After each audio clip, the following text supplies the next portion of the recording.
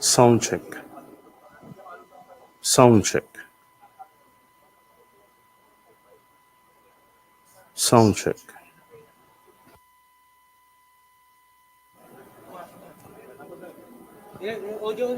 Sound check.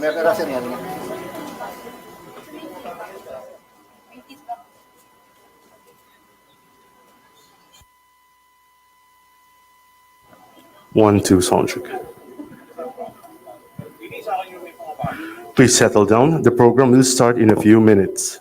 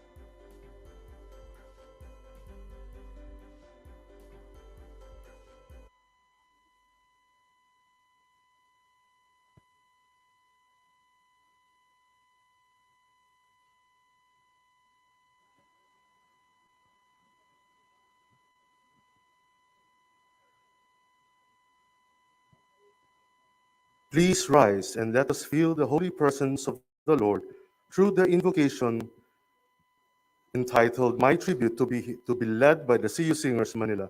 This will be immediately followed by the singing of the Philippine National Anthem.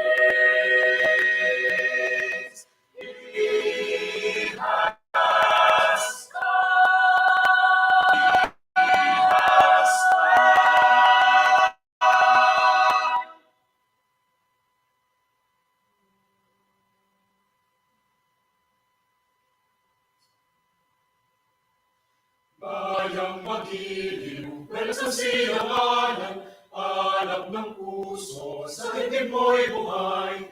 Lupang hinirang, tuyag ka ng magiting, sa manlulupi, ikaw pasisingin, sa dagat at mundo, sa simulan, sa langit mong bagaw, may dilagang tula, awit sa paglayang minamahal, ang isap ng watawat ko'y tagumpay na nagdidingding, ang bituin na araw niyang kaya, ang may di magdidilig, lupa ng araw ng walharin pagsinta, buhay ay langit sa akin mo. Ang hindi kaya ng pag may mga api, ang mamatay ng dahil sa'yo.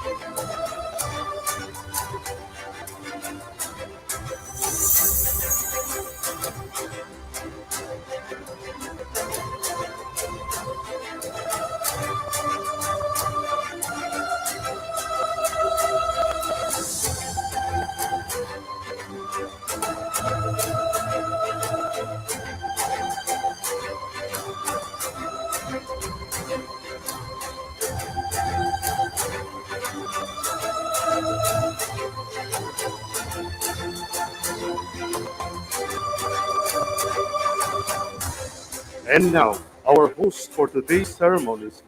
Let us all welcome Dr. Mia Eleanor E. Espinas and Attorney Eduardo M. Ripari.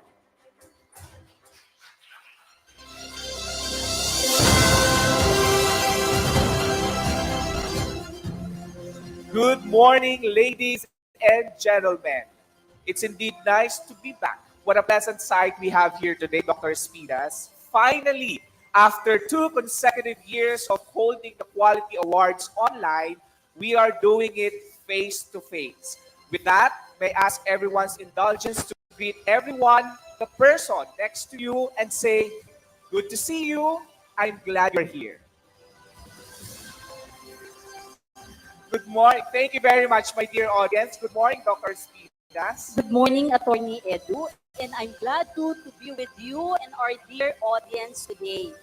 Good morning, everyone, and welcome to the 20th Quality Awards Day.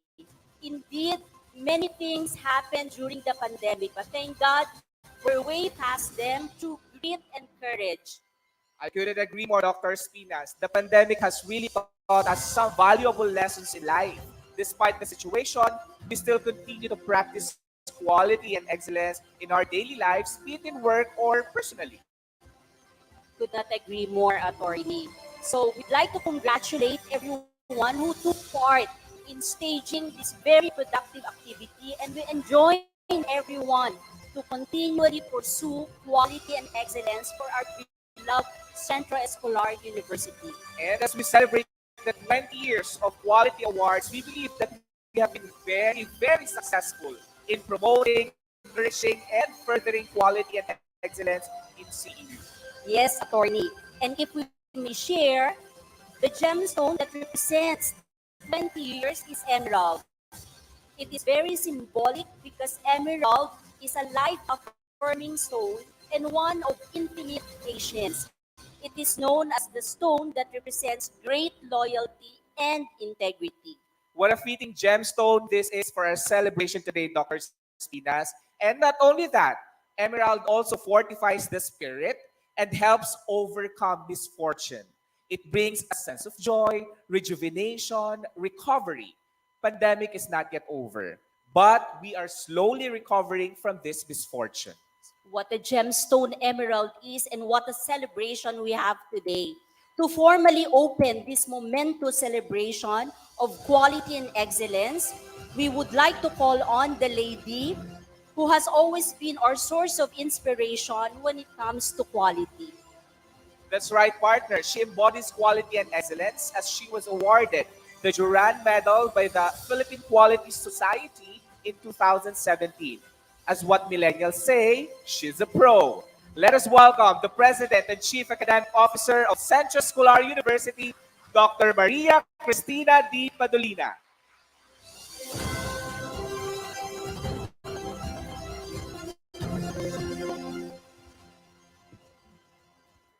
I have to look over there because I have to admire the shoes. Thank you. Ay, Permission to remove my mask. Actually, if I remove my mask, I'm the one who's more at risk rather than you. So I'll take the risk. Good morning to everyone.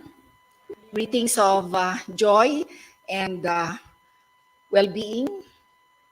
Thank you for that very nice introduction, reminding us of the gem, the emerald gem, and its value. A very distinct character of our university, the Centro Escolar University, is that we are a celebration organization. Celebration is part of the CEU culture. It is important that we take note of what it is that we celebrate. During our traditional annual Loyalty Day, we celebrate the loyalty of our graduates who continue to put their trust in CEU, and we celebrate the loyal and dedicated service of our personnel. Today, in our Quality Awards Day, we celebrate the excellent work that members of our community do. In our university, we celebrate loyalty, service, and quality achievement. Among others, I must say, because there are other celebrations that take place in our university and offices. Just as significant is how we celebrate. We always start our celebrations with a mass. The song just sang by our CEU singers expresses the way we celebrate. First, we give thanks for all the things the Lord has done for us. And we acknowledge how inadequate our expression of appreciation is, for even the voices of a million angels could not express our gratitude. We give glory not to our accomplishments, but to the one to whom we owe it all, to God.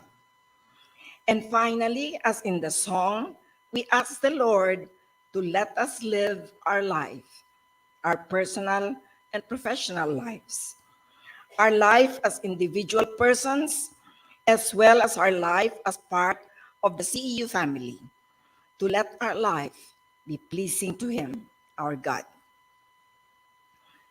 This is the CEU culture.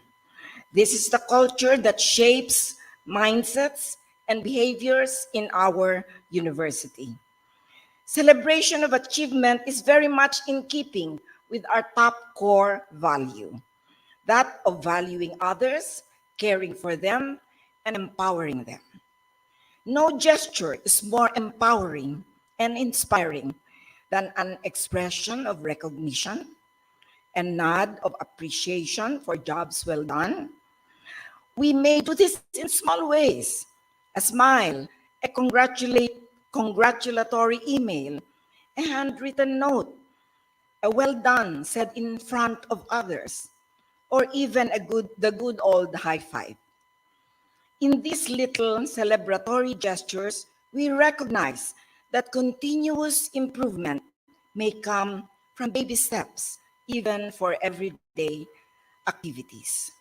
But we also do it in a big way, in a university-wide celebration as we are doing today. We salute the awardees for this year. To them belong our heartfelt appreciation for their work go towards allowing CEU not just to meet, but to exceed the expectations of its stakeholders. We also congratulate the runner-ups and all who were nominated. Someone observed your work and regarded it as notable. You won the esteem of members of our community. Congratulations as well. At this point, I would like to congratulate everyone for the rich harvest of licensed professionals that we garnered during the pandemic. We vowed when the pandemic started that we will continue with our mission and that as we do so, we shall maintain the excellence of our academic endeavors. And we did. We produced a total of 1,509 licensed professionals. 315 dentists, one first place and one fourth place. Mamaya na kayo pumalakpak. Hindi ako matatapos. Papagalitan ako ni Dr. Iabot sa haba ng speech ko. Psychometricians, a total of 7, one fifth place. 2 of chemical technicians. 446 pharmacists, one fourth place, and at one time we were declared a top performing school. 663 medical technologists, one third place, one ninth place, and we were also declared during the pandemic as a top performing school. 277 optometrists, and the number of places, they're the winner. But I have to enumerate. First, one first, second, third, fourth, fifth, sixth, and 2 of the ninth placers. That's just in one exam. In the other exam, the first place, third place, sixth place, ninth place, 10th place. And in the third exam, a second place and a ninth place. And at one time, we were declared as the only top performing school in the entire country. Yan, sige. We produced 19 social workers, and we produced our first physicians, licensed physicians, 23 of them. And we produced 9 nurses. I think there were very few who took the board exam for the nurses during the pandemic. And 32 nutritionists and dietitians, producing 1 second place. And for the 2 exams that were held during the pandemic, in both cases, we had 100% passing of all the first takers. So congratulations to everyone.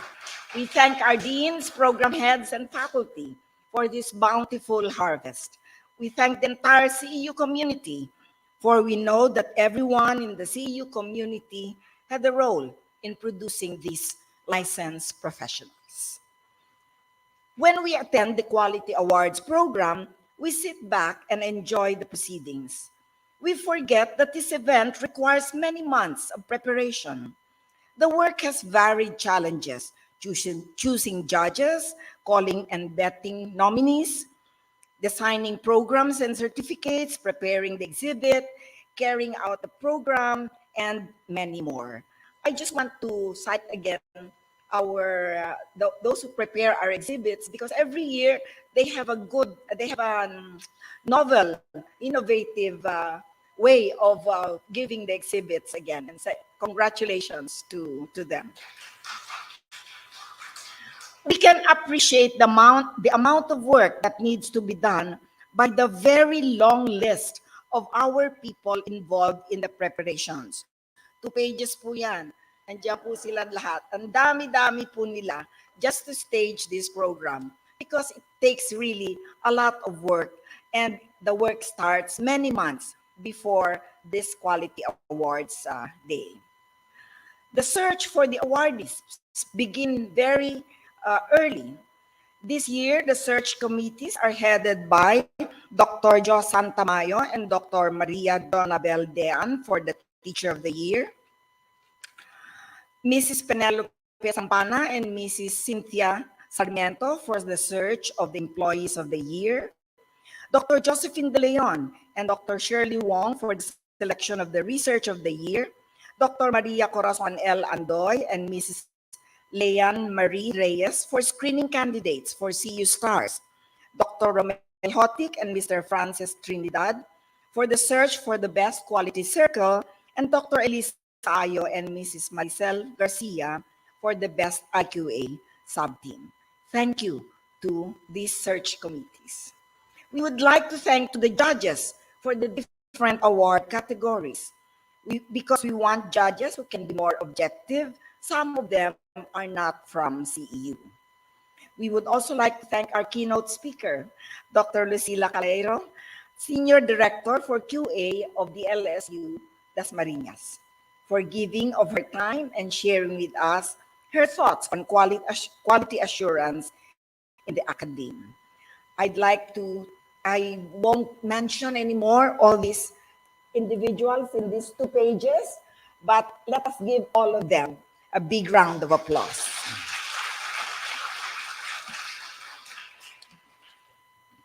The punong abala, sorry, Ilocano po yung aking accent. The punong abala, the overall chair of this program for this 20th QAD, Quality Awards Day, is Dr. Maria Flordalisa L. Anastasio, our Vice President for CEU Malolos, assisted by Dr. Maria Dina Abinyan. At the background, providing guidance and insight through all the many years that we have held the Quality Awards Day is the Vice President for Research and Evaluation, Dr. Erna Yabo. Thank you, Dr. Yabo. This year, he is assisted by AVP Jerry Orlina. Thank you, Jerry. These colleagues of ours do work so that others will be honored.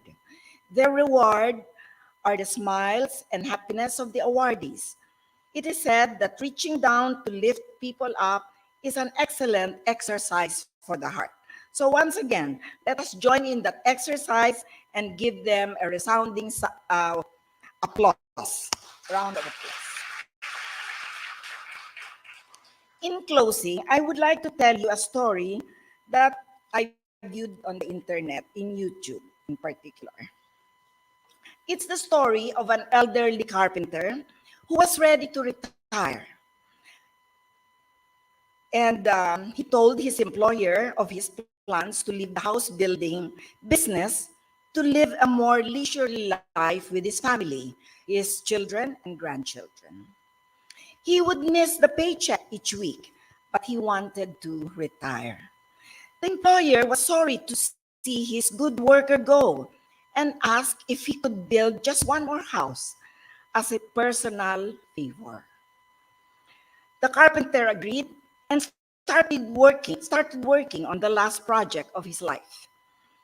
Since it was his last project, however, he worked half-heartedly. He said goodbye to overtime. He did not consider to find the best cement blocks. He did not use quality hardwood for doors. The furniture he picked were poorly designed. When the house was done, the employer called the carpenter to his office. The employer then said to the carpenter, "Here are the keys to the house you just built. This is my gift to you for such a commendable service of over 15 years. The carpenter was shocked. What a shame. Sayang. If he had only known he was building his own house, he would have done it all so differently. My point in telling you this story is to underscore that with the work we do daily in CEU, we are not only building CEU, we are building, we are not only building an institution, we are building our own house, our own life. So I have two questions for you. Are you building a house that you would be proud to call your own? Does the quality of your work in CEU contribute to making CEU the university of first choice? May I hear your answer? With your resounding yes, then truly we say, papuri sa dakilang Centro Escolar.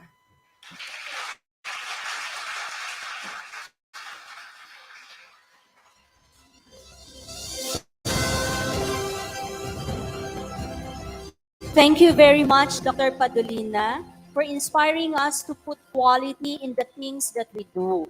With you at the helm, the CU community will surely make quality and excellence a way of life. You know what, Dr. Spinas, I always look forward to hearing the stories of Dr. Padolina every time she speaks before the CE community. Ma'am Padolina is Thank one you. great Thank you, storyteller. Dr. Padolina. Thank And you. testament to that is one of the CU core values, which is excellence in all endeavors. Thank you, Madam President. Thank you, ma'am. Aside from our beloved President, Dr. Padolina, we are honored to acknowledge the other members of the Administrative Council. Our Senior Vice President for Academic Affairs, Dr. Teresa R. Perez. Our Vice President for Research and Evaluation and the Quality Management Representative, Dr. Erna V. Yabut.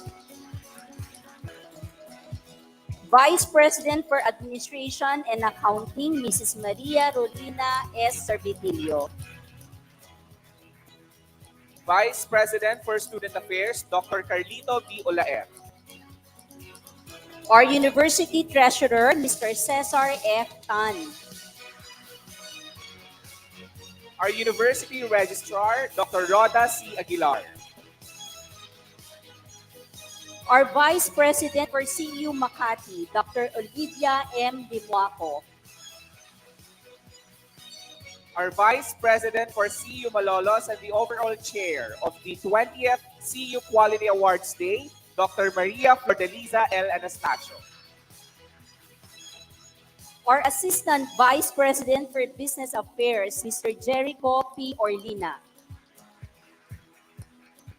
Our Assistant Vice President for Administration, Dr. Bella Marie L. Fabian. Our Assistant Treasurer and member of the Board of Directors, Ms. Corazon M. Tionco. And our University Legal Counsel, Attorney Jason O. Ramos. Joining us also today are the Council of Deans. Good morning, Deans, department heads, employees, and students. Of course, we recognize also the presence of all the finalists. Good luck to all of you. Thank you for your support and for upholding our sworn commitment to quality and excellence. Before we present the winners of this year's Quality Awards, let us be inspired first by the wisdom of the guest of honor who herself is an advocate of quality. Our guest of honor will be introduced by no less than the overall chair of the 20th Quality Awards and Vice President for CU Malolos, Dr. Maria Flordeliza L. Anastasio.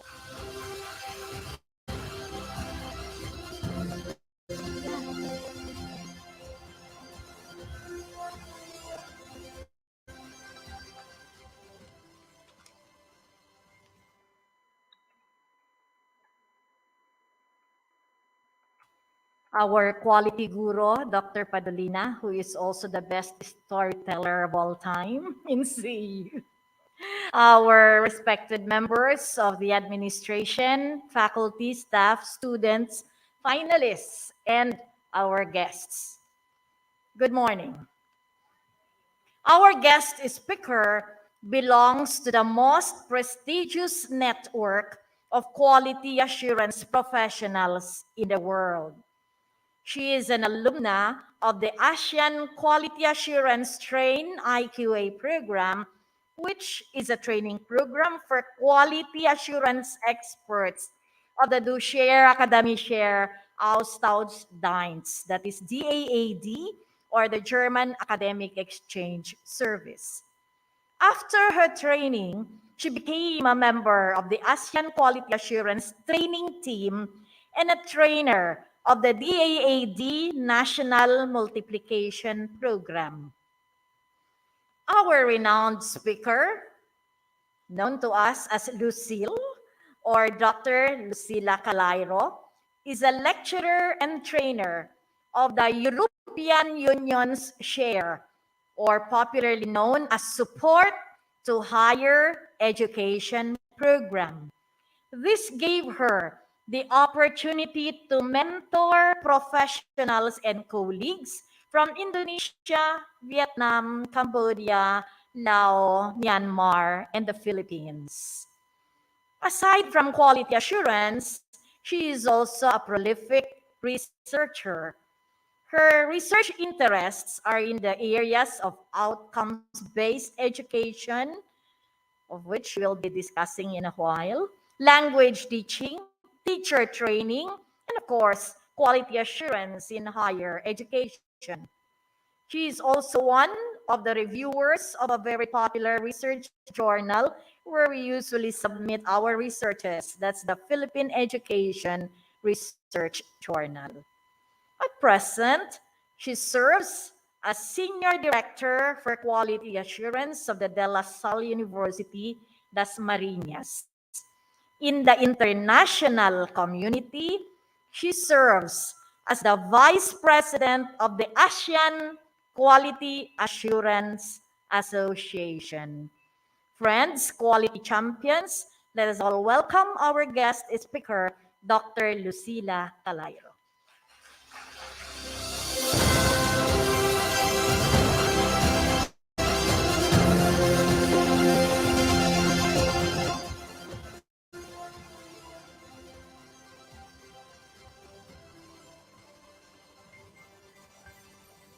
Thank you very much for the kind introduction, Ma'am Flory. May I remove my mask? All right. Let me just adjust this. Okay. Good morning, everybody. Dr. Padulina, Dr. Yabut, and all the other administrators. To all the members of the CEU community, I'm so happy to be here. Really, this is my first time at CEU. And congratulations, everyone, on your Quality Awards Day. Really glad to be part of this today. The program says inspirational talk. I'm not really sure if talking about OBE and quality assurance is inspirational. I'm sorry. Yes, but this is definitely relevant to what we are celebrating today. And so I'll make it quick, promise, because I don't want to spoil the celebration by talking about outcomes-based education. But before I proceed with my talk, the enumeration of the awards and achievements of CEU at the beginning by Dr. Padulina and the achievements in the licensure examinations, all these are actually outcomes, solid proofs, evidence of what you've been doing all these years, proof of your hard work and your relentless efforts towards quality and excellence. And these are outcomes, very evident outcomes. And so when we're talking about OBE, outcomes-based education, usually we don't like to talk about it, but you've been doing it, I'm sure, and the outcomes, excellent outcomes are there for you to be proud of. And so very fitting that Dr. Padulina mentioned all those things today, your achievements, proof of your hard work and persistence. So with that, may I start with my talk that is actually about outcomes-based education and its relationship and its impact on quality assurance efforts of higher education institutions. Right. Okay. Let's go to the next. That's just very quick overview of OBE. Sorry, I feel strange talking about OBE today. Yeah, but just a quick overview. Then we're going to talk about why OBE matters. I'm going to talk briefly about the OBE study we did in the ASEAN region, um, involving all the countries in the region, including the Philippines, of course. And then just very short points relating to quality assurance that you actually do every day at CEU. So next slide, please. Just a quick overview of OBE. Not only because it's required by CHED, that's why we do it in all our teaching and learning processes. But yes, I'm not going to talk about the definition, but OBE is the reason why we talk about learning outcomes. I'm sure the department chairs and the deans are very, very familiar with this. So we talk about learning outcomes, course learning outcomes, program learning outcomes, institutional objectives, even constructive alignment. We are talking about this on a daily basis as part of our discourse because of outcomes-based education. Yeah. And we call it OBE in the Philippines, but other countries call it competency-based curriculum maybe, or learning outcomes approach. But all these approaches focus on outcomes, producing outcomes for our learners. Okay, next slide, please. Why OBE matters? Well, even if some faculty members sometimes, refuse to do OBE activities in teaching and learning, we'd like to remind ourselves all the time while OBE matters. And I admire CEU for all its quality assurance programs, and I'm sure we have a common thing in mind. At the center of every QA activity is our service for our students. So I feel with Dr. Padolina, as she said, we are building all these things not for ourselves, but for others, and especially for our learners, because they are at the heart of every QA effort that we do every day. So we have them in mind. So why OBE matters? It enables comparability and recognition of degrees and qualifications. And with this, we are talking about our learners. We want them to be recognized wherever they go in the ASEAN region or in the world, in the global arena, wherever they go. We want them to be competent, to be recognized, coming from CEU and with all these preparations.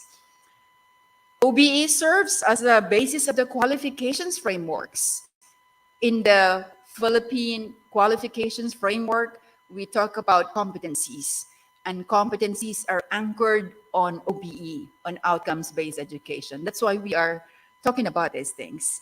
And it bridges understanding between higher education institutions and the labor market.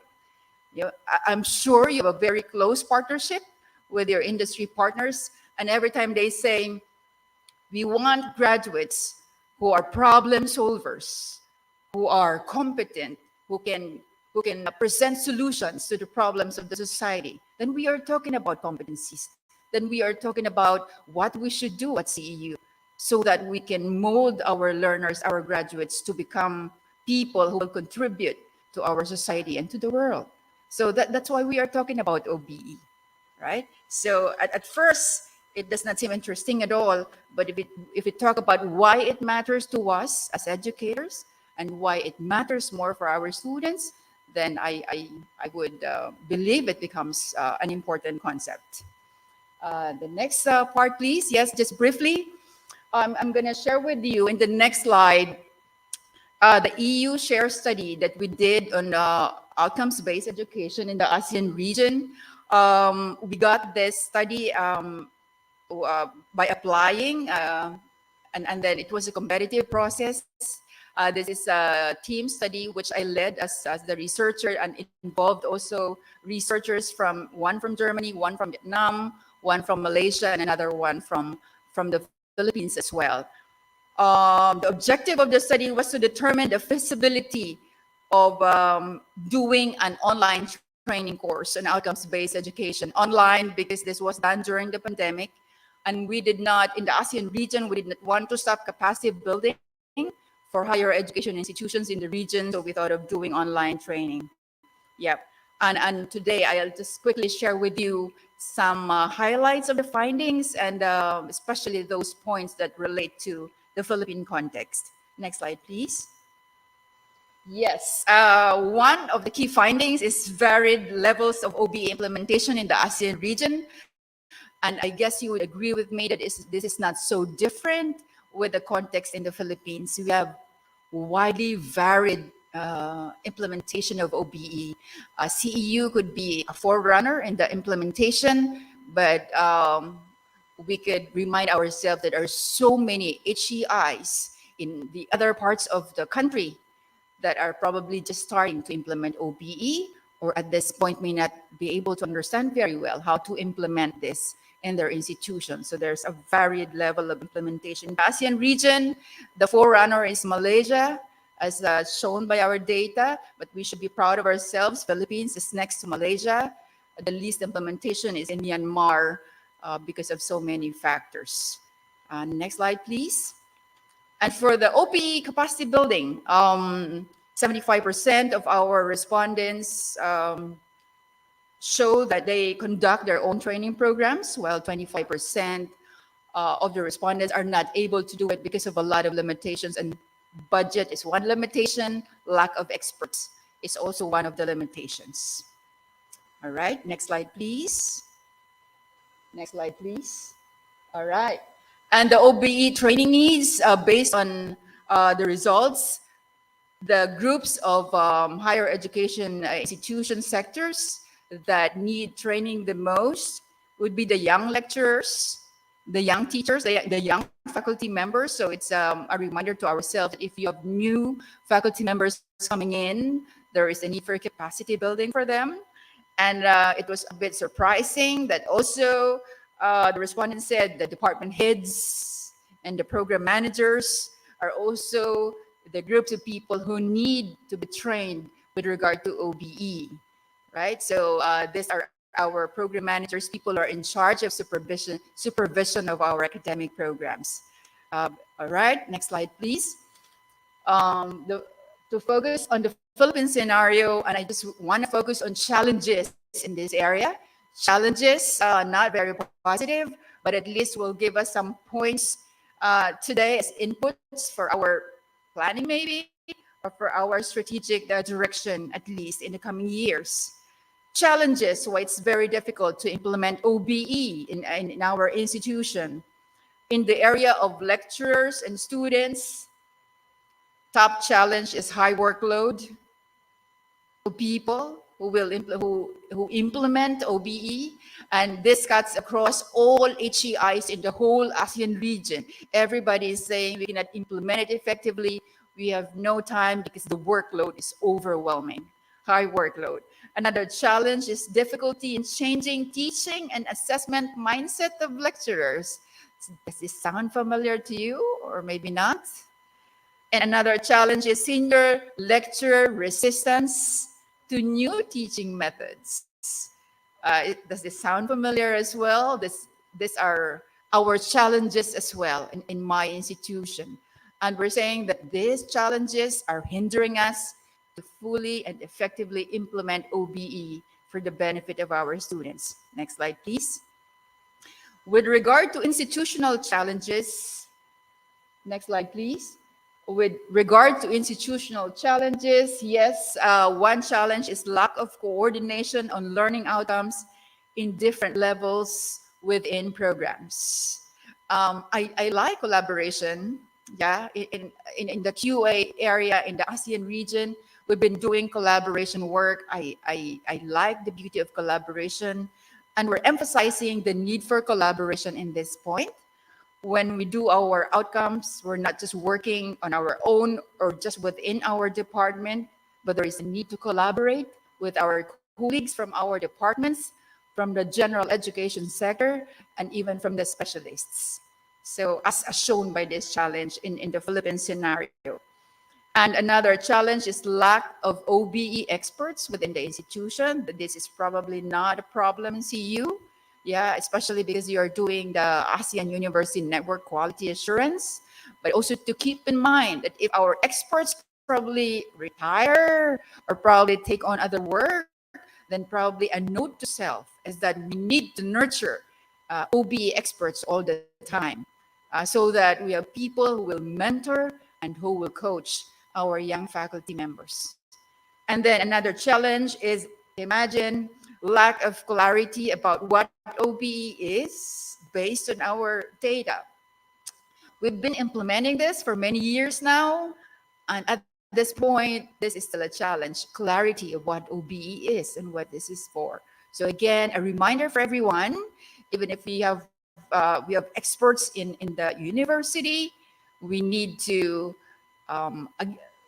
have continuous efforts on ensuring that OBE is clear to everyone. Why we are doing this is clear to everyone. Why we have to revise our syllabi. Sometimes it's so difficult to encourage faculty members to change or to revise things. But if we explain to them, what is this for? What's in it for me? What will the students benefit from this? Then it becomes easier to encourage people to work with us with regard to this initiative. Next slide, please. And with regard to policy, mission, and strategies, our data said that there is lack of strategic plans to implement OBE, lack of strategic documents, lack of institutional policies, something to remind us again. So yeah, this talk is meant to give you reminders that, okay, do we have enough institutional policies to guide our faculty members and our deans, maybe directors, on how to implement OPE? How, why, how do we do it? How do we revise our syllabi? How do we formulate learning outcomes? How do we revisit all these outcomes as we partner with industry partners, with the labor market, even with the alumni? What do they say about what they have learned from CEU? What do they want to give you as inputs? And then how do we revisit the outcomes based on the inputs of the alumni?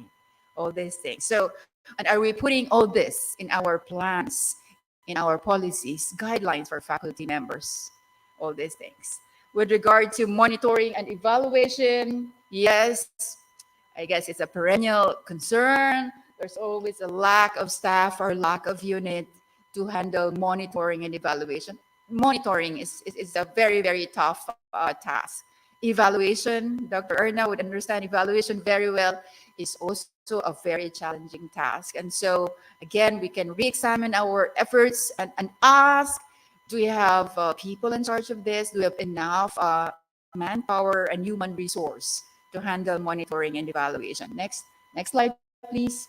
Sorry, very wordy, but yes, the conclusion of the study, it says the goal of the ASEAN education sector to transition into student-centered learning approach. OBE is supposed to be student-centered. Through OBE has achieved limited progress. Sadly, despite very serious efforts in the institutional and even international levels. So that means that we have work to do, which is very normal. We always have work to do. There are always a room for improvement.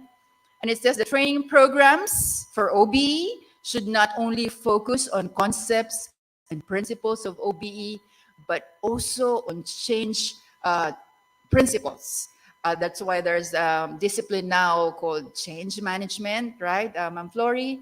Now we study how we transition to change.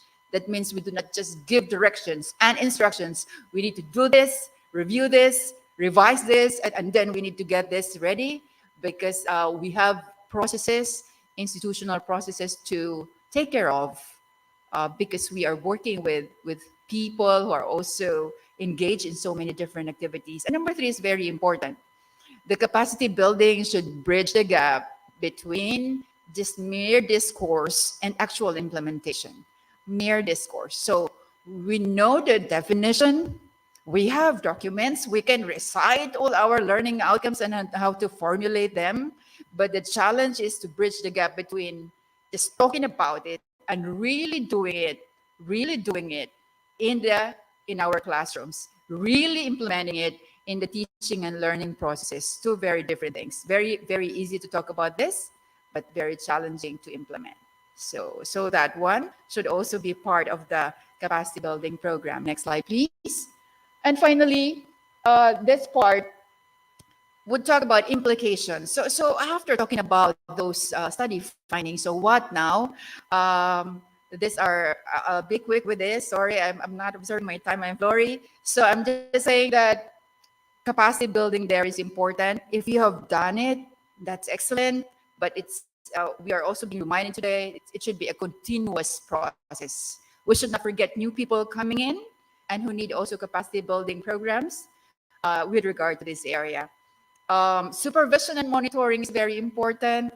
I feel with all your achievements, Dr. Padolina, that you have a very good supervision program and monitoring program, and you have very capable program managers, as shown by the outcomes in the licensure examinations. And then policies and regulations are very important. These are our guide. And so again, policies and regulations should not be etched in stone. They should be flexible, revisited, change, revised, depending on the call of the time. So sometimes we forget that. Even in my institution, sometimes we are comfortable. We have policies, we have regulations, and then we forget that times change. And then we say, naiwan na kami sa pansitan pala. Kasi naku, the world has changed and we have not. Sometimes we forget about these things. Materials development is very important. It would be good for new faculty members, for new people joining CEU, to have ready materials and OBE to look at and say that this is the policy, these are the guidelines of CEU in implementing OBE, ready references. Yeah. And then the change management is very, very important. So keeping in mind that change is always difficult, that people always refuse to change, that people do not like to change because these are facts. And so as administrators, we should manage change and have approaches and how to get our people on the boat with us in our direction towards change. So if they refuse, we should not be angry. All right, very, very normal. If they refuse and if they resist your change, that means there is something for you to do. There is something for you to manage. And then continuous quality improvement. I guess this is something that is a day-to-day activity at CEU, as shown by your records over the years. Even today is your 20th Quality Awards Day, so I'm not going to talk about it. Next slide, please. And finally, really, just to be very specific, next slide, way forward in teaching and learning, very important. This is the core of what we do in our institution. This is the core of what CEU does every day. Formulation of learning outcomes, I just want to encourage you to continue collaboration. We should not do it on our own, just here at the corners of CEU, but every time the inputs of the alumni, what they have learned from the field should be brought back here. Our partnership with the labor market, with industry partners, this partnership is very, very crucial in formulating our learning outcomes. We should make sure that we are addressing the needs of the labor market. Didactics, learning, teaching activities, yes. We could always pay attention to the capacity of our faculty members, yeah. And again, this is a continuous cycle of training, mentoring, and coaching. And sometimes training, Ma'am Flori, sometimes the senior faculty members do not want the term training because they could ask, I don't need to be trained. I have a doctorate. I have achieved this. I don't need to be trained. Very, it makes sense. It makes sense. So probably we could talk about dialogue or discussion maybe, or collaboration or coaching or mentoring maybe, sometimes even terms. We Filipinos are so brilliant with language, and even the terms sometimes we quarrel over terms. Training, I don't like training. I've been trained, so I don't like training. Assessment strategies, very, very challenging, right? Let's look at our resources. Let us probably think about retooling maybe. I'm also an accreditor, so sometimes when we say we have something to say about the way faculty members ask questions, I'm thinking, okay, whereas we were still talking about the manner by which faculty members ask questions, but these are part of assessment strategies, questioning techniques, and then, well, monitoring and mentoring are also very important. Constructive alignment is always a challenge, but let us not be discouraged. We worked with the University of Malaya, with regard to OB. UM is the premier institution in Malaysia, very, very prominent at that. But when I learned that they have problems with constructive alignment, I felt relieved. Dr. Padilla said, okay, we should be okay. If UM is having problem with constructive alignment, making sure that teaching, learning strategies, assessment strategies are aligned with the target outcomes, if they forget about this, it's probably okay to forget about this once in a while. So, but a reminder to everyone, to all of us, that yes, let's look at constructive alignment once in a while. And data management system, finally, very, very important, yes, but very challenging as well. With educational technologies, now we can maximize technology to gather data, by doing a tracer system, or have our alumni gone, how many of them are now CEOs, by using a data management system, so that we do not need to use paper and pen, so that we need to do manual work and all this. We could really harness IT, and our IT people. I saw that we have awardees, the IT people, very, very, very crucial in our quality assurance programs. Data analytics, data management systems, information management. We could rely on very, very good and competent IT teams, plus of course the technology. Something to think about. And so with that, yes, that's the last slide. Thank you. And finally, I just want to say that this Quality Awards Day today really speaks of how CEU relentlessly, I really say relentlessly and consistently and persistently pursue excellence and quality in everything that you do. I am amazed by all of you. I want to honor you today, and I want to thank you for having me today as part of this. I really feel honored. And as we always say in our quality assurance work, when we remind people, they complain about QA work, they say it's very tedious, it's very difficult to deal with people. We always say, don't forget why we are doing this. Don't forget that. First, at the center of this is our students. We owe them an excellent education. We should do our work excellently for them. We owe it to them, especially in my school, we're an expensive school. I always say, hey, they're paying so much money. We better do it well. No, this an aside. And finally, because we have an excellent God, then we should do everything for Him in an excellent manner with the best quality we can. So thank you very much, everybody. Thank you. Thank you very much, Dr. Calairo. May we please request you to stay on stage. Again, we'd like to say many thanks for sharing to us your insights on OBE, particularly managing the challenges in the implementation of OBE, and talk about quality. You're able to do it in a capsule and in a few minutes time. So why don't we give Dr. Calairo another round of applause? And to express our gratitude for accepting our invitation, may we call in on stage Dr. Padulina and Dr. Yabut to hand the certificate of appreciation. And of course, the overall chair of this year's Quality Awards, Dr. Anastasio.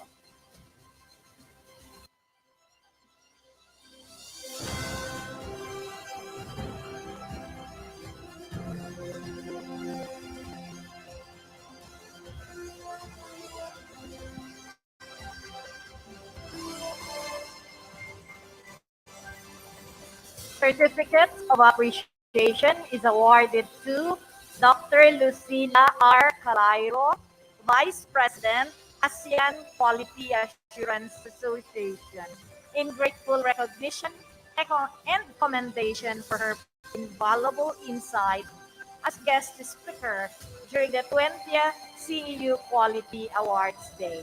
Signed by yours truly, by Dr. Yaput and our University President and Chief Academic Officer, Dr. Maria Cristina D.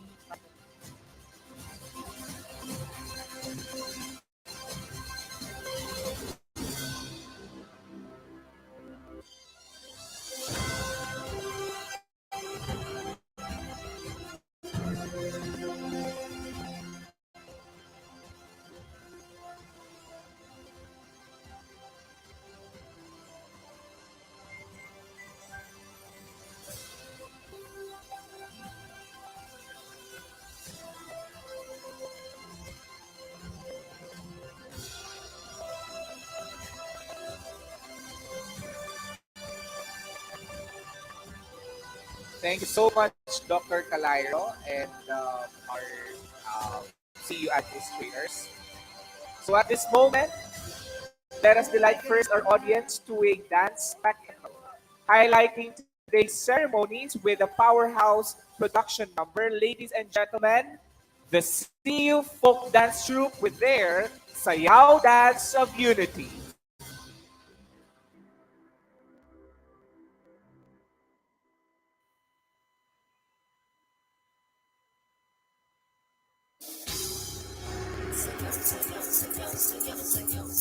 Sumasayaw ang langit habang lumi umaawi. Hey, yeah, yeah, yeah, yeah, yeah, yeah. Sumasayaw ang langit habang luma'y umaawi.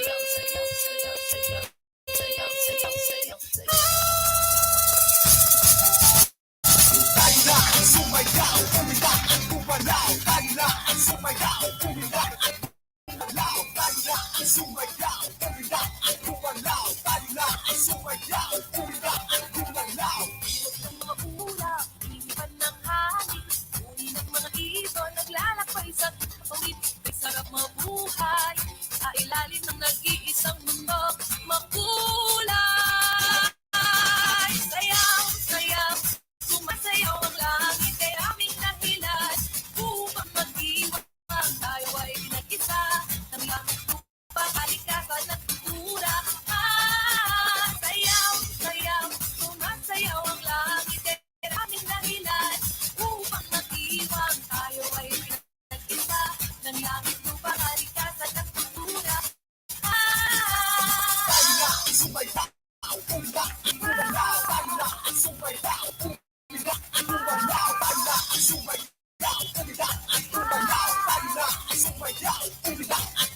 Ay nilalamig ang mga awitin lahat na paiindak sa saya ng himig ay sarap ng buhay na inaalay sa pasasalamat at pagpupugay.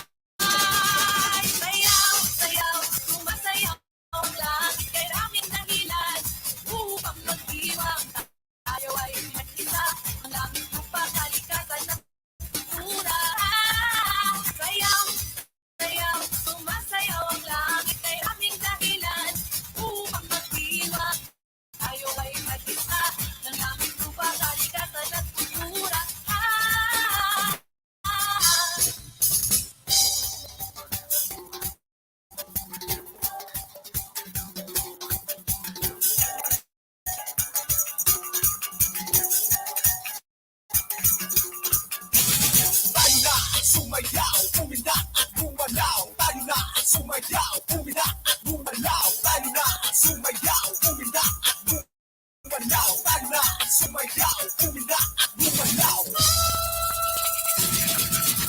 Sayaw, sayaw, sayaw, sayaw ang langit kay aming dahilan upang mag-iwang tayo ay mag-isa ng langit upang kalikasan at kultura.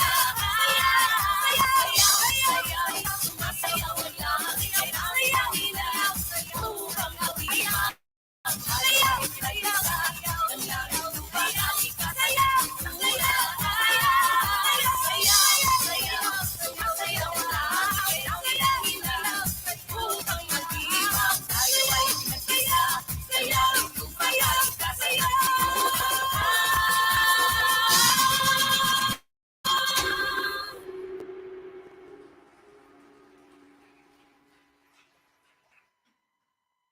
Wow. Thank you for that dance Thank performance.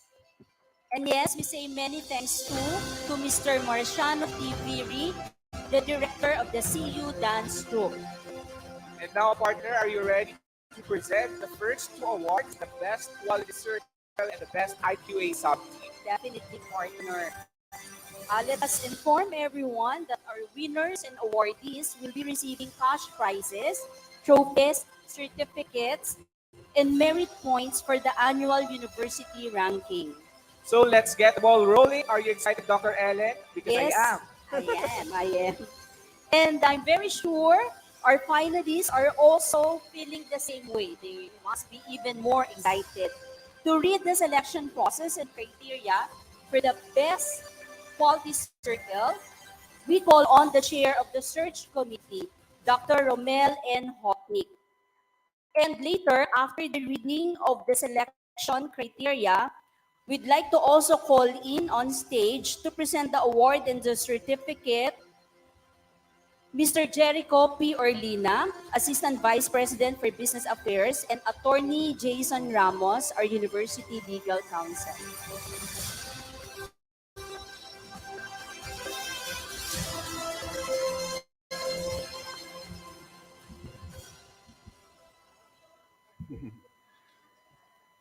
Permission also to remove my mask. Anyway, innovation is tied to risk. I'm also taking the risk. So this year, quality circle entries were rated using innovation, impact, quality of management, and return on investment. Two quality circles were chosen based on their proposed projects. The quality circle garnered the highest overall rating were chosen as winner and shall be awarded this morning. The final judging happened last October 28, 2022 with Mr. Rolando Medrano, Director of IT System Management and Quality Management Representative of Department of Trade and Industry, and Attorney Jason O. Ramos, CEU Legal Counsel, and Dr. Doris De La Cruz, the former head of CEU Planning and Monitoring, composing the Board of Judges.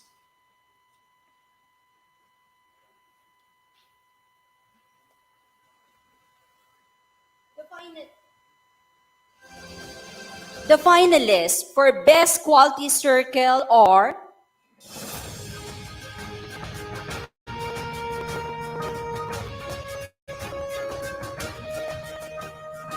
TechSmart Ports from the Manila and Malolos campuses. The members are Ms. Clarence Bautista, Mr. Raymart Bolaso, Ms. Mary Angela Combine, and Mr. Benjo de Guzman.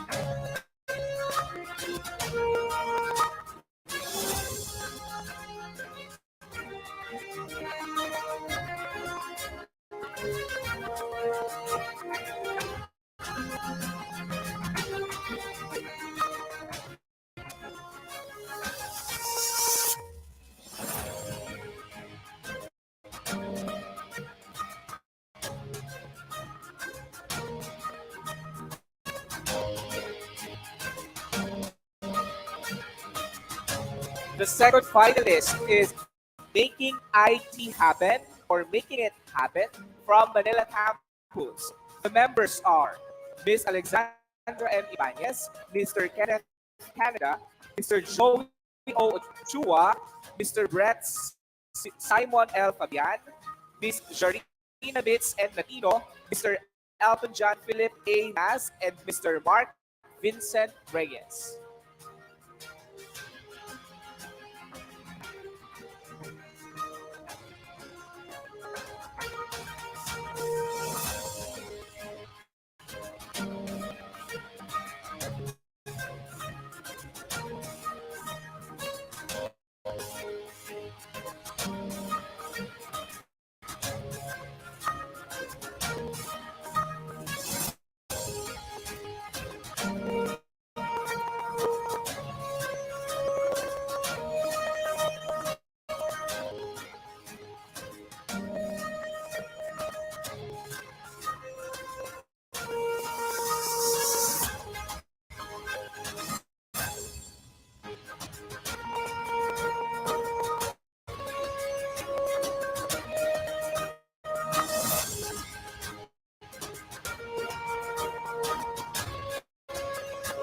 And the Best Quality Circle Award goes to, may I have the envelope please, VP Flory? Are you excited? How about the finalists? And the Best Quality Circle Award goes to TechSmart!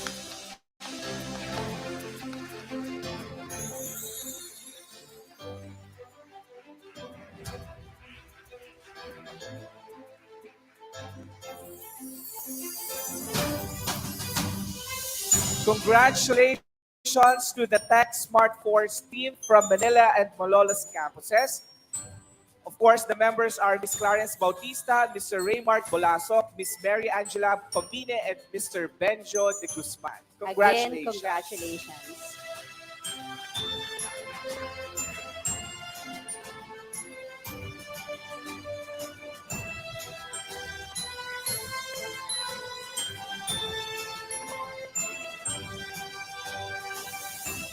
Attorney Edu, we are now ready to give the next award, the Best IQA Sub-Team. On behalf of the Chair of the Search Committee for the Best IQA Sub-Team, Dr. Eliza B. Ayo, may we call on Mrs. Maricel Garcia, co-chair of the search. Joining Mrs. Garcia for the presentation of the award are Dr. Roda C. Aguilar, University Registrar, and Ms. Corazon M. Tionco, Assistant Treasurer and member of the Board of Directors.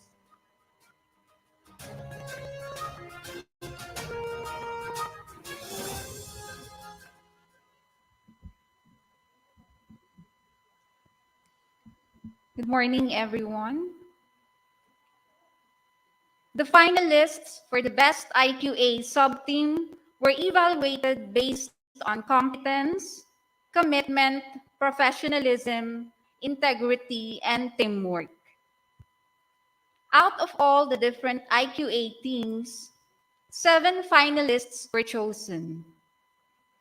The Best IQA sub-team shall come from these finalists, and the nominated sub-team that garnered the highest combined ratings from the team leader, sub-team members, auditee, and from the interview by the panel of judges shall be awarded as Best IQA sub-team this morning.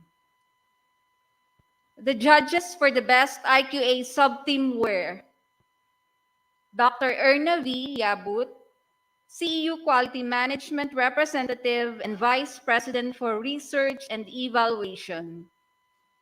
Asian Engineer Dexter T. Chua, CQL Business Systems Consultant. And Dr. Maria Dolores de la Cruz, former CEU Deputy Quality Management Representative and Head of Planning and Monitoring Department. Thank you, Mrs. Garcia. The finalists for Best IQA Sub-Team are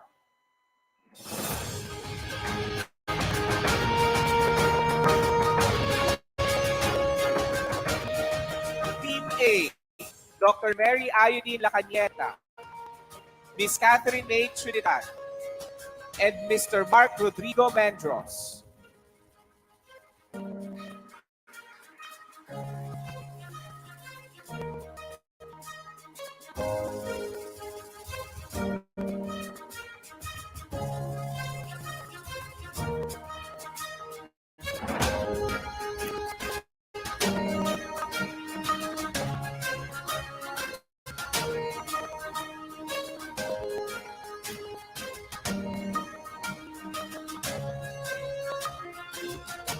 Team B, Engineer Jennifer Santos and Mr. Raymond Peralta.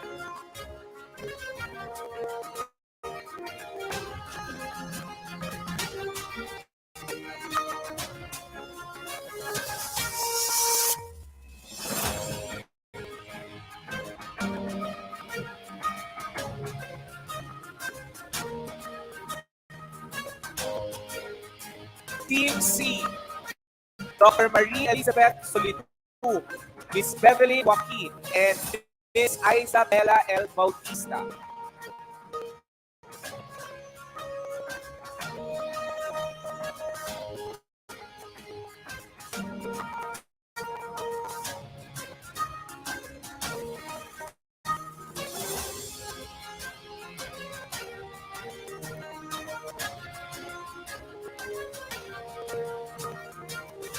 Team D, Miss Harry Eugene Malonzo, Miss Sheila Manuel, and Miss Angelex Lotto.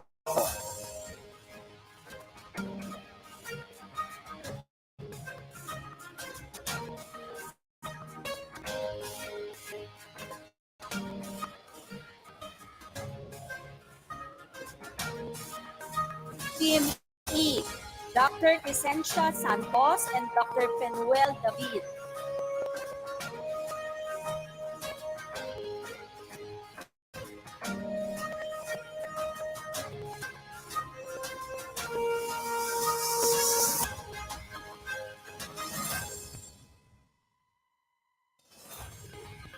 Team F, Dr. Maria Wanda Martinez, Mr. Mark Angelo Del Mundo, and Mr. Alan Michael Cipriano.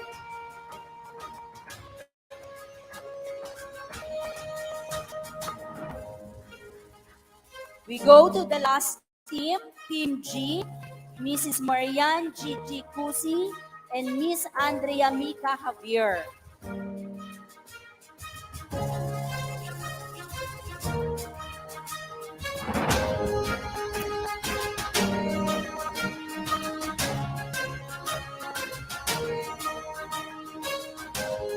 And this year's winner for Best IQA Sub-Team is Dr. Anastasia, please.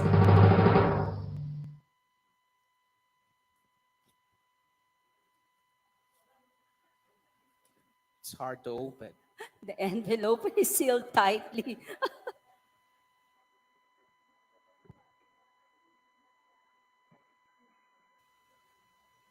The winner for the Best IQA team is Team E, Dr. Crescencia Santos and Dr. Penuel David.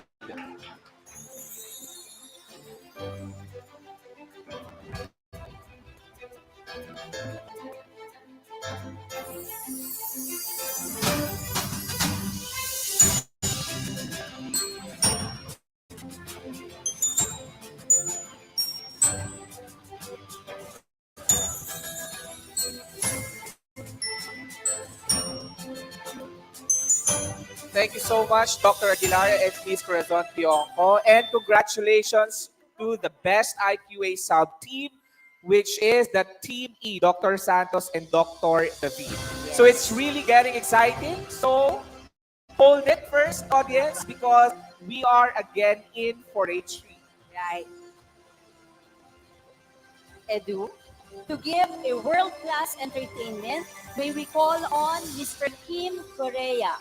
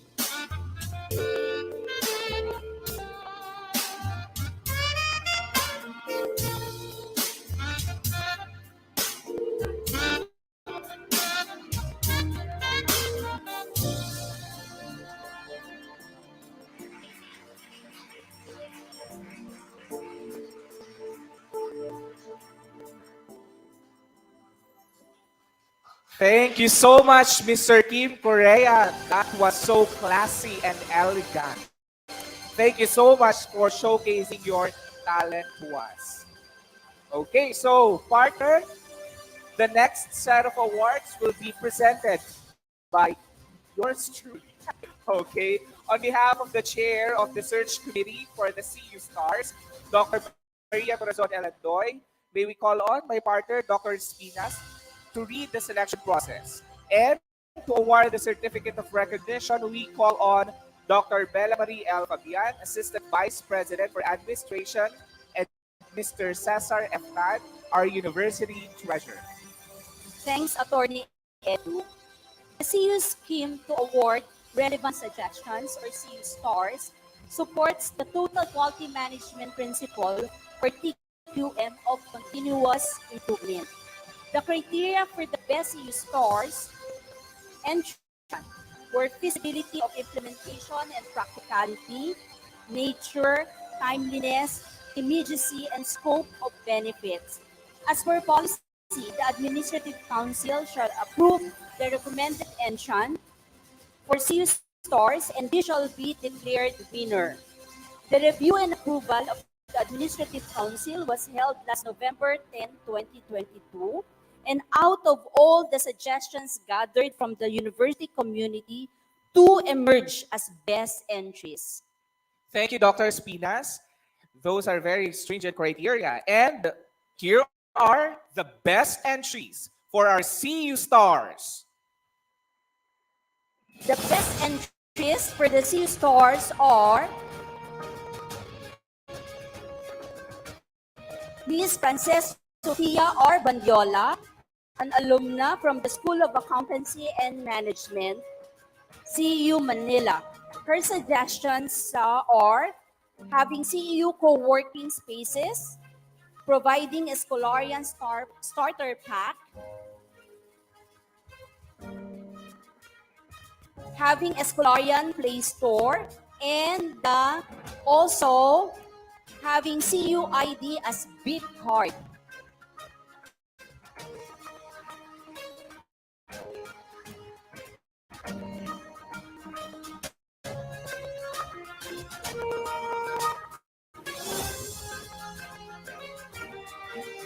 Another best entry is from Miss Indira Veronica Balikasan from the BS Psychology of CEU Makati, and her suggestion is to sell for a cause.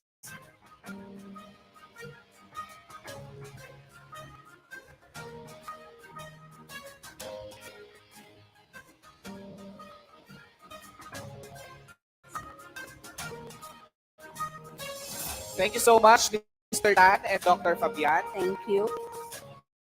So let us have a recap of winners, partner. Yes. Congratulations to the winners for this first set of awards. Okay. For the best quality circle, TechSmart. For the best IQA sub-team, Team E, composed of Dr. Crescenta Santos and Dr. Penduel David. And we have the best entries from Miss Bandiola and Miss Balikasa. Right. For CU stars. Right. We now continue with the new set of awards, Research of the Year Award. We now call on the co-chair of the search committee for the Research of the Year Award, Dr. Shirley Wong. To present the award, please join us on stage, Dr. Erna Viabut, Vice President for Research and Evaluation, and Dr. Olivia M. Buaco, Vice President for CEU Makati.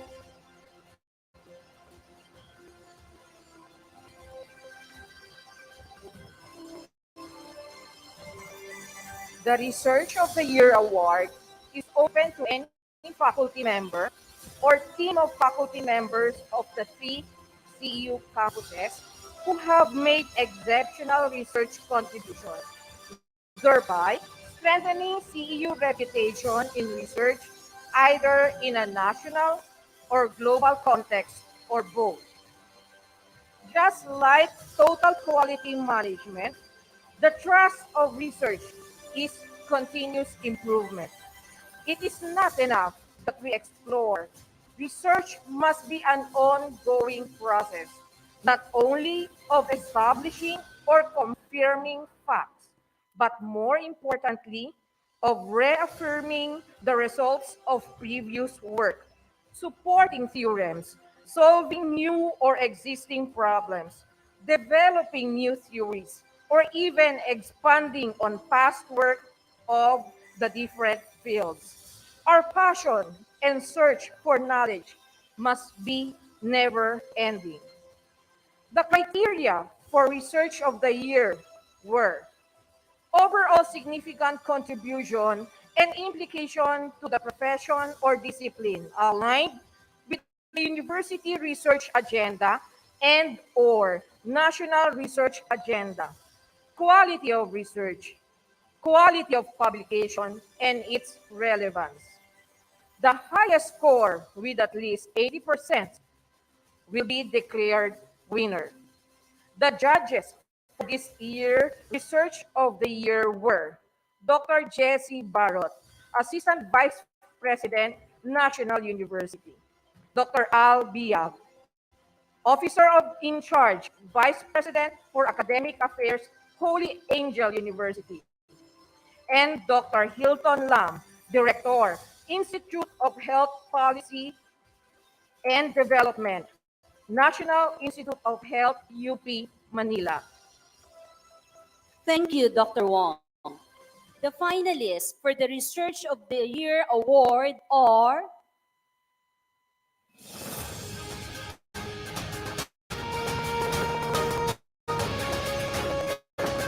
Mr. Noel Nalam from the School of Education, Liberal Arts, Music, and Social Work. The title of the research, Terms of Endearment, the Displacement of Inday. On behalf of Mr. Nalam, we have supposed to be the Dean of the School of Elams also, but another representative from Social Sciences and Humanities Department, Mr. Sani Diabore.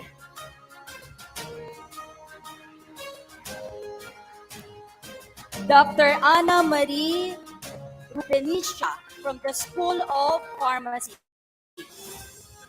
The title of her study is Intraocular Pressure Reduction Effect of 0.005% latanoprost eye drops in hyaluronic acid chitosan.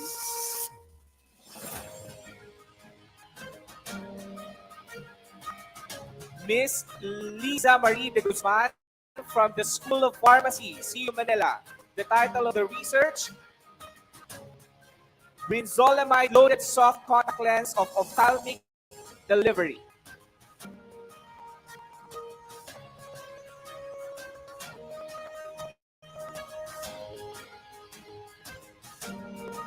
The next finalists are Dr. Josephine De Leon, Dr. Elvira Orhel, Ms. Cyril Sagun, Ms. Anjanette De Leon from the School of Nursing, Manila. The title of their research is International Survey for Assessing COVID-19's Impact on Fear and Health, a Study Protocol.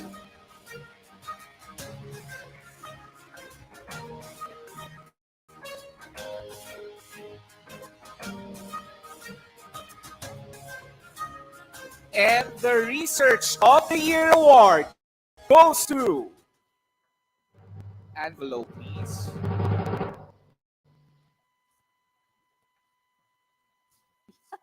It's tightly sealed again.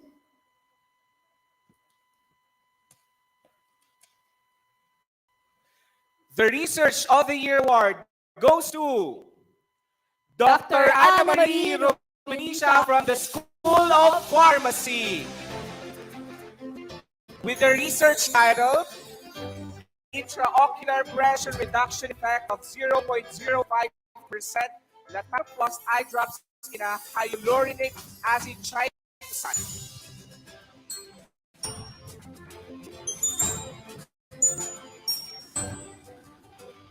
Congratulations, Dr. Rubenisha.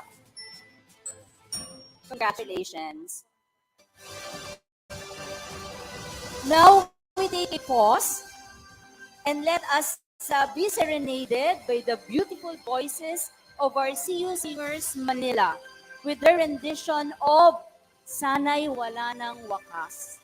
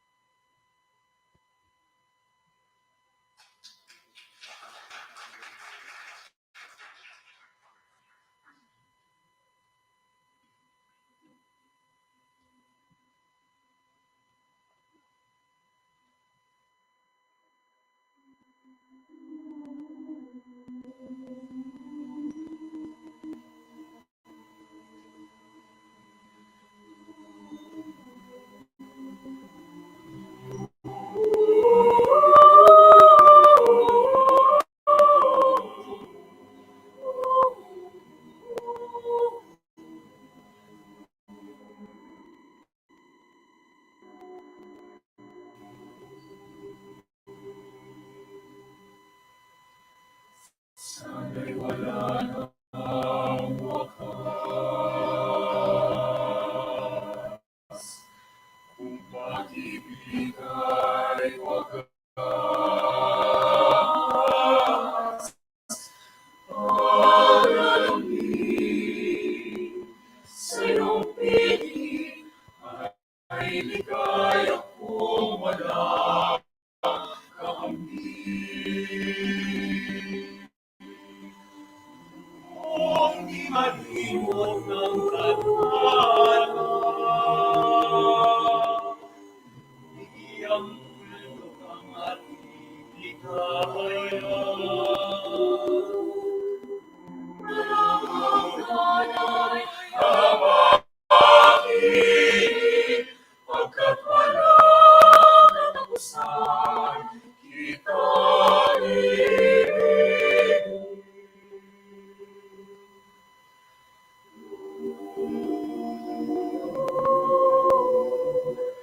Kahit na ilang tinig ay kaya kong tapakan, kung iyan ang paraan upang landas mo ay masundan.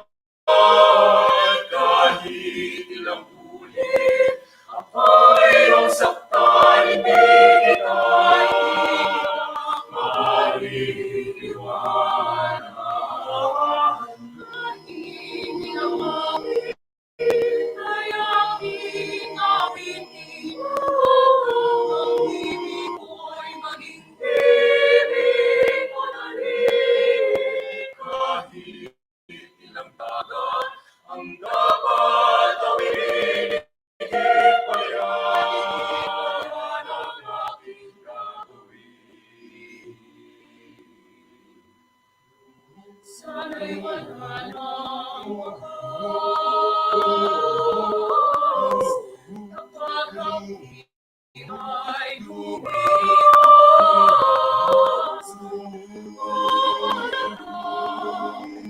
Ngayon ay pag-ibig, saksi mong daigdig, saksi mong daigdig. Kung di malibot ng tadhana,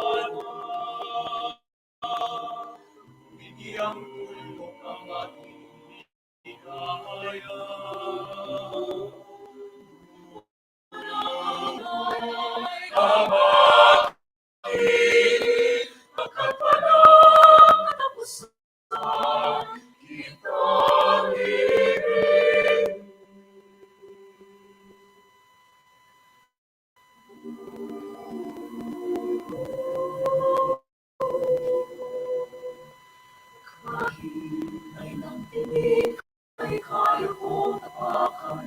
Kung yan ang paraan upang landas ko'y masundan. Kahit ilang ulit ako iyong saktan, hindi kita maliliwanan. Kahit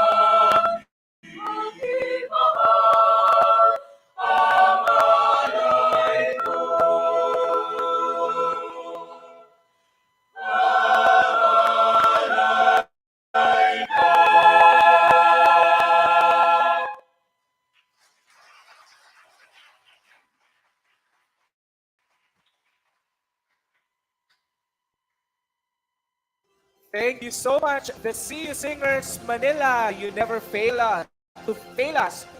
You never fail to amaze us with your God-given talent. Thank you so much, and of course, congratulations also to the advisor of the CU Singers Manila, our director, Professor Angelito Ayran Jr. You know, Attorney Edu, the message of the song is very telling about our pursuit for quality and excellence. Walang wakas.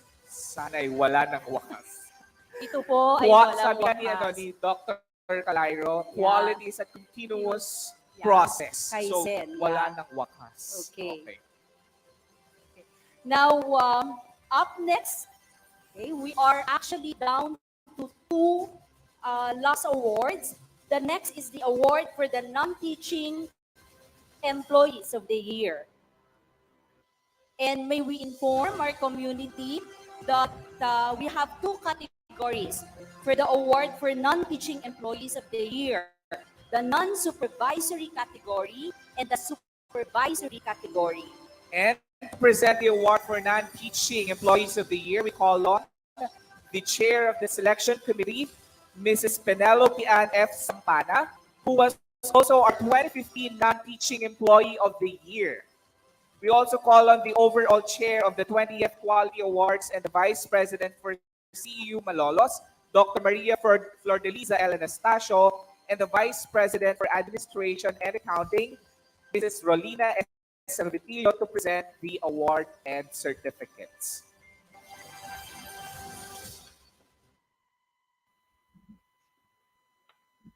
The finalists for the non-teaching employees of the year were evaluated based on performance evaluation, customer responsiveness, extension services, significant contribution to the university, and the length of service.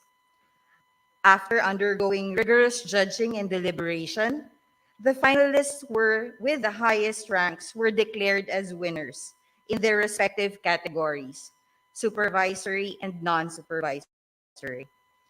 The judges of the non-teaching employees of the year were Mr. Erickson Del Castillo, General Manager, Talent Management, ASEAN Human Resource Philippines, Isan Group of Japan ASEAN. Ms. Priscilla Salamat, Human Resource Manager, SM Malls, and Attorney Aini Salvadora, University Registrar, Manila Central University. Thank you very much, Mrs. Sampana. Let us now find out the finalists for the non-teaching employee of the year, non-supervisory category.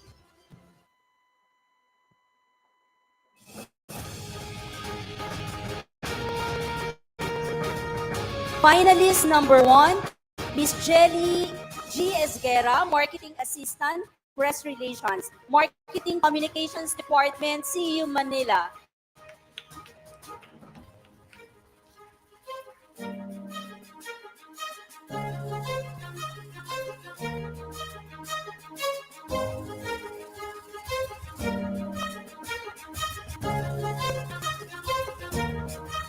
Finalist number 2, Miss Claudette E. Nugid, Psychometrician, Guidance and Counseling Department, CU Manila.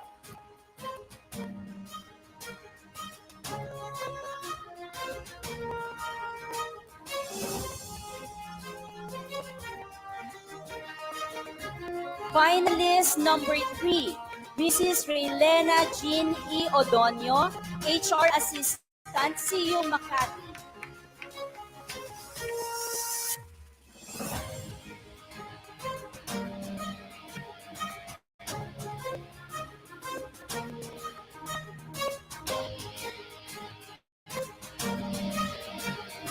Finalist number 4, Mr. Angelo Reyes, IT Assistant, ICT Section, CEU Malolos.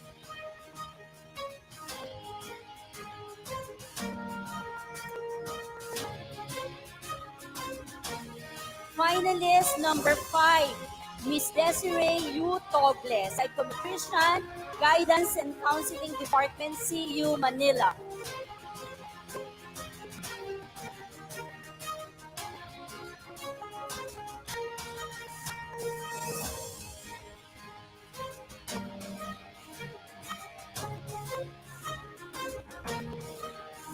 Are you ready, CU community?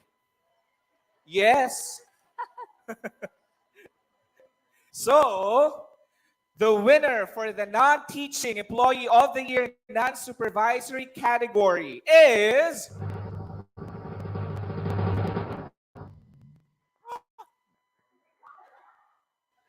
non-teaching of the year non-supervisory category is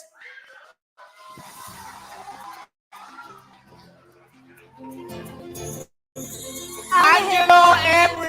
Reyes, IB Assistant from the ICT section of CU Manila. Congratulations. Ay, Malolos. I'm sorry. CU Malolos.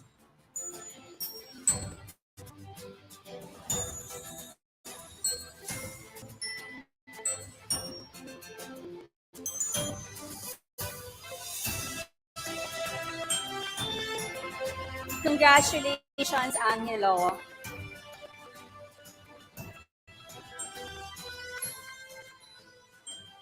And now, we go to the non-teaching employee of the year supervisory category. And the finalists are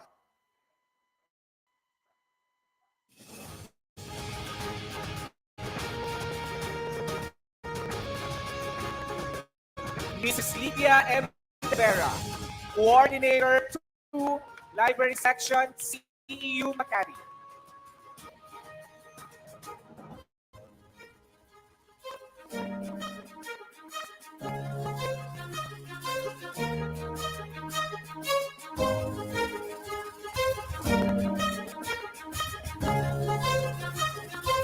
Finalist number 2, Mr. Ferdinand L. Medina, Coordinator 2, Guidance and Counseling Department, CU Manila.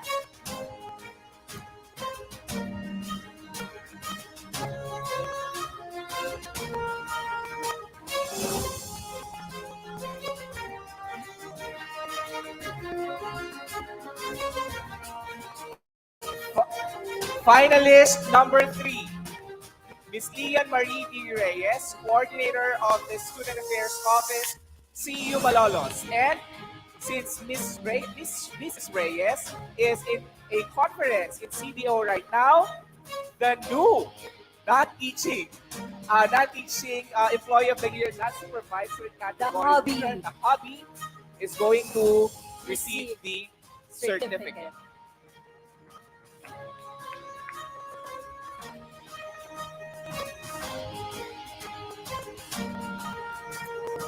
Is there going to be a couple non-teaching employee of the year? I could only wonder. Okay. So here's the envelope. Let us see. Are you ready? Yes.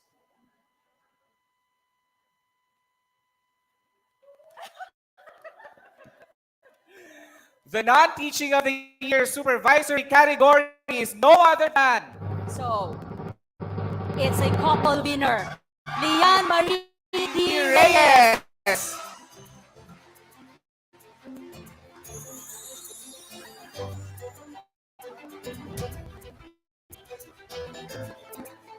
Angelo is blushing.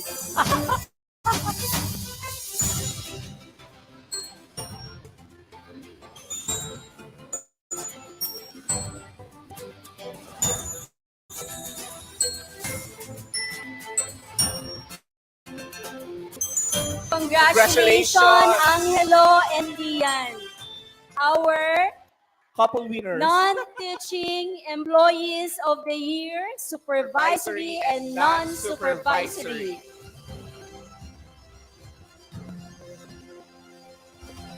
So we hope that you will continue to uphold and practice total quality and excellence in your daily undertakings, be it in your professional or personal life. And finally, the moment that we have all been waiting for. We shall now present the most awaited award for the Teacher of the Year. This award recognizes one of the most important stakeholders in our university, our teachers. For without them, we would not have been where we are today. They are still so excited.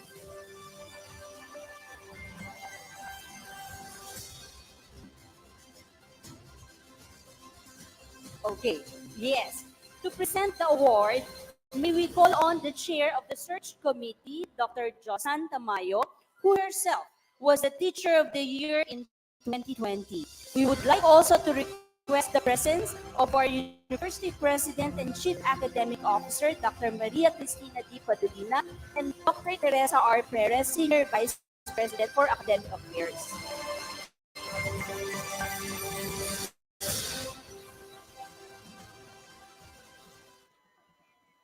Good morning. The Teacher of the Year Award is given to recognize a CU teacher who has achieved outstanding performance in the teaching, research, and community involvement trust of the university. All the finalists underwent 2 rounds of judging. During the first round, the finalists were judged based on professional competence, researches, and creative outputs, and community involvement. While during the second round, judging was based on the teaching demonstration and interview conducted by the judges. In order to be declared as the winner, the finalists must have obtained at least 80% final rating. The judges for the Teacher of the Year were Dr. Jennifer Joy R. Olivar, Dean, College of Nursing and Allied Health Sciences, St. Paul University, Manila. Dr. Gladys Reyes, Assistant Dean, Philippine Normal University. And Dr. Ronald Pastrana, Vice President for Academics, La Consolacion College, Manila. Thank you so much, Dr. Tamayo. Indeed, you have presented a very stringent criteria for the Teacher of the Year. And every year, our finalists go through a very rough, tedious, and challenging screening process. That is why judging is really, really tough. And that's why Teacher of the Year is awarded the very prestigious and specifically designed and handcrafted CU Quality Awards Teacher of the Year trophy. The finalists for Teacher of the Year are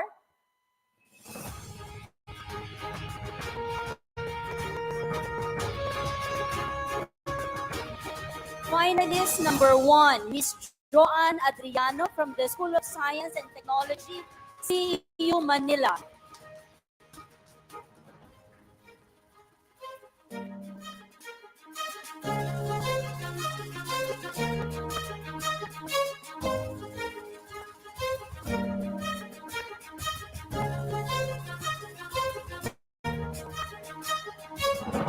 Finalist number 2, Dr. Christine Reyes, Nursing Department, CU Malolos.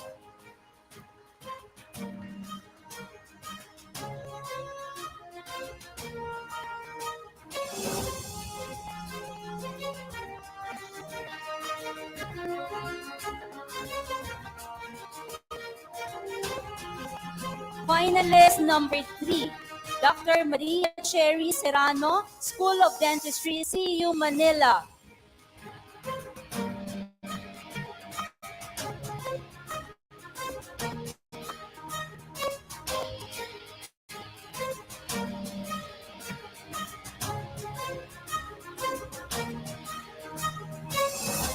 May we now have the envelope, Dr. please? Anastasia, please.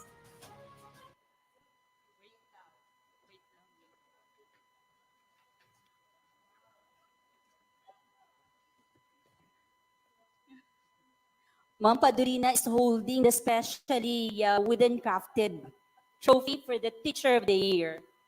So, Dr. Ellen, the winner of the Teacher of the Year is none other than Mrs. Joanne Adriano from the School of Science and Technology.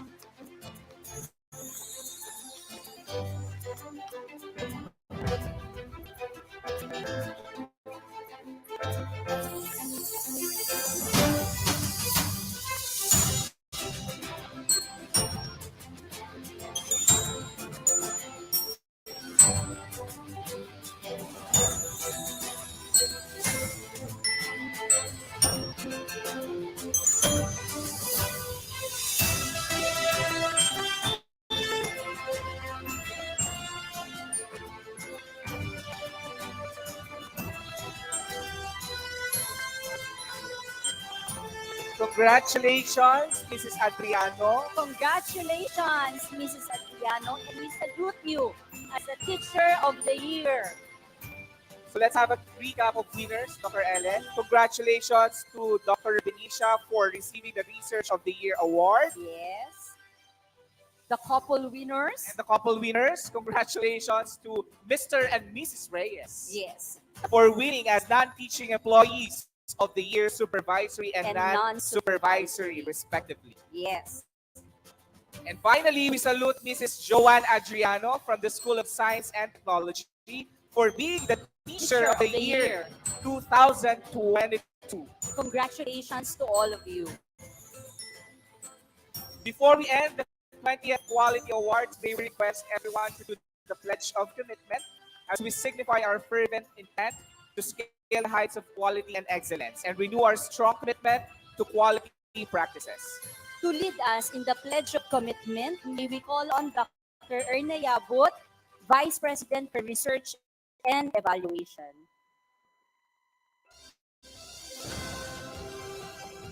May I request everyone please stand up and raise your right hand, and all together, let's have our pledge of commitment to quality and excellence.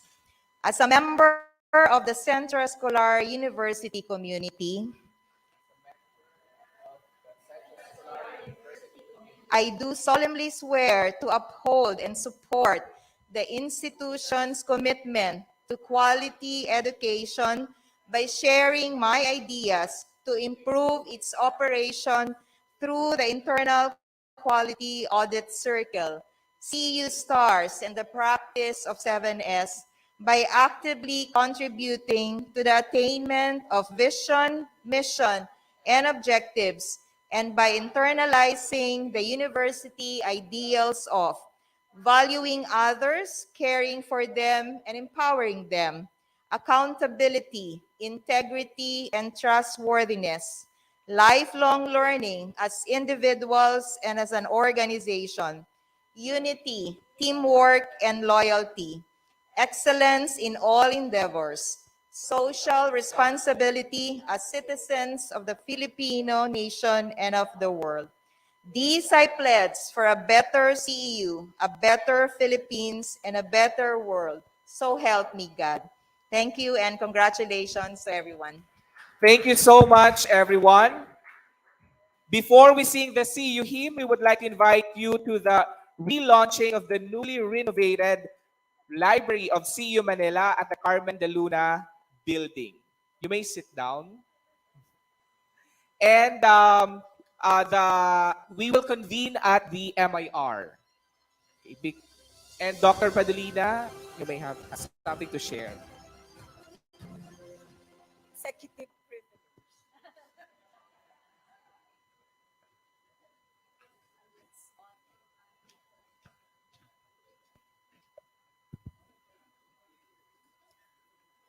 In CU, we have a special award. And I'd like to take this opportunity to give this award to the person who has actually received this already. But we have not been able to give the plaque itself. I'd like to take this opportunity because this awardee is the chair of this year's Quality Awards.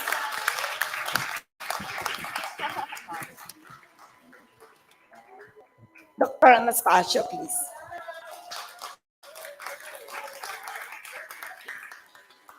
This is the Sampaguita Award. And I'd like to read Sampaguita Award conferred on Dr. Maria Flor de Lisael Anastasio Kaumiak, Vice President for CEU Malolos. Tanging halimbawa, busilak na paglilingkod at gawa. And this was actually given on July 19, 2019. But I'm giving the plaque only now. Take some time to carve this special award. The award takes inspiration from the song Sampaguita, especially the verses, ang kulay mong binusilak ay diwa ng aming pangarap. Thank you.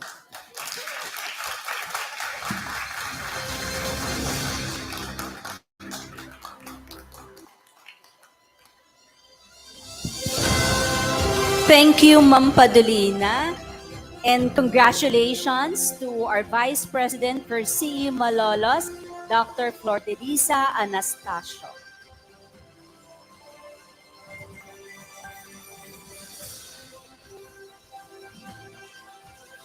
Let us all rise. Ladies and gentlemen, the CU hymn to be led by the CU Singers, Manila.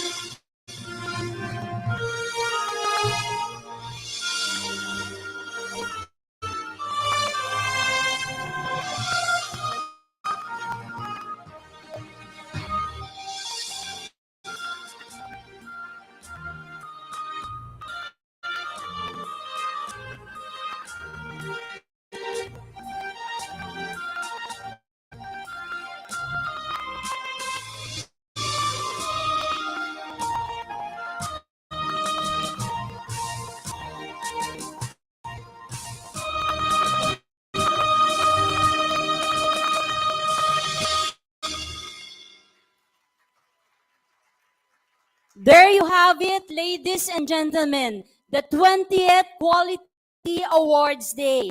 May this day serve to inspire all of us to always work toward a culture of quality and excellence in CEU. Thank you very much for attending this momentous day with us. This has been Edward M. Ripari.